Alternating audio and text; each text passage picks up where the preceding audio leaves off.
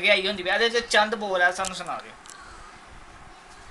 अल्लाह ते रसूल दी मदद लोड़ के किस्सा मैं महंगाई दा सुनावा जोड़ के।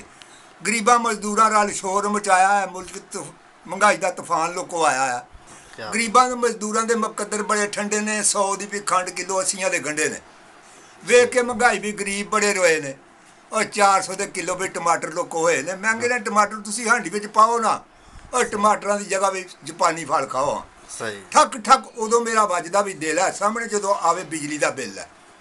महंगाई ने गरीबां वाली मारी सुध बुद्ध है। 100 रुपए किलो यार पानी वाला दुद्ध है। महंगाई वाले वेख के पैंदे मैनू होल है। 150 दे किलो यार सुपरे दे चौल है।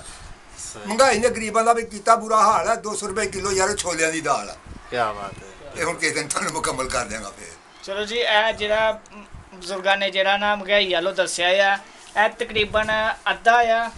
ਮੁਕੰਮਲ ਜਿਹੜੀ ਵੀਡੀਓ ਨਾ ਤੁਹਾਨੂੰ ਫੇਰ ਵੀ ਦੁਬਾਰਾ ਸ਼ੇਅਰ ਕਰਾਂਗੇ। ਤੁਸੀਂ ਆਪਣੀ ਰਾਏ ਦਾ ਇਜ਼ਹਾਰ ਜ਼ਰੂਰ ਕਰਨਾ ਕਿ ਇਹਦਾ ਜਿਹੜਾ ਮੁਕੰਮਲ ਹਿੱਸਾ ਤੁਹਾਡੇ ਨਾਲ ਸ਼ੇਅਰ ਕੀਤਾ ਜਾਏ, ਤੇ ਤੁਸੀਂ ਕਮੈਂਟਸ ਜ਼ਰੂਰ ਦੱਸਣਾ। ਦੁਆਵਾਂ 'ਚ ਯਾਦ ਰੱਖਿਓ। ਅੱਲਾ ਹਾਫਿਜ਼।